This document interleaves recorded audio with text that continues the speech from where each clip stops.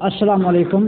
آج ہم بات کریں گے ایک ایسے گلوکار کی جو عشق حقیقی کے ساتھ جن کا بہت لگن تھا۔ یہ ایک چھوٹا سا گاؤں، دھوپ میں چمکتے کھیت، ہوائیں لہراتے درخت، اس جگہ ایک بچہ پیدا ہوا جس کا نام رکھا غلام محمد۔ بعد میں اسے دنیا پٹھانے خان کے نام سے جانتی ہے۔ پٹھانے خان کا بچپن غربت میں گزرا، مگر دل میں عشق الہی کی آگ جگتی تھی۔ ریڈیو پاکستان کے پرانے سجدے بتاتے ہیں کہ وہ گھنٹوں بیٹھے سنتے رہتے بابے بلے شاہ، خواجہ غلام فرید کے کلام۔ وقت گزرا، آواز میں وہ درد پیدا ہوا جو روح کو جھنجھوڑے۔ پٹھانے خان کو پہلا موقع ملا ریڈیو پاکستان ملتان پر، اور جیسے ہی ان کی آواز فضا میں گونجی، لوگ ٹھہر گئے۔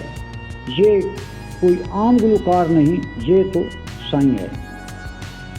میرا عشق بھی تم، میرا یار بھی تم، یہ صرف ایک کافی نہیں تھی، یہ عشق حقیقی کا اعلان تھا۔ پٹھانے خان کی آواز خواجہ غلام فرید کے کلام کو ہر دل تک پہنچایا۔ عروج ملا، شہرت ملی، مگر پٹھانے خان وہی سادہ درویش انسان۔ پگڑی، چادر، دل میں بس ایک ہی چیز، اللہ اور اس کا عشق۔ ریاست نے بھی ان کی عظمت کو پہچانا، انہیں صدارتی تغمہ حسن کارکردگی سے نوازا، مگر وہ کہتے تھے یہ ایوارڈ نہیں، میرا اصل انعام عوام کی محبت ہے۔ 19 مارچ 2000 پٹھانے خان کا دل ہمیشہ کے لیے خاموش ہو گیا، مگر ان کی آواز آج بھی زندہ ہے، ہر اس دل میں جو عشق حقیقی کو سمجھتی ہے۔ پٹھانے خان چلے گئے مگر ان کا پیغام باقی ہے۔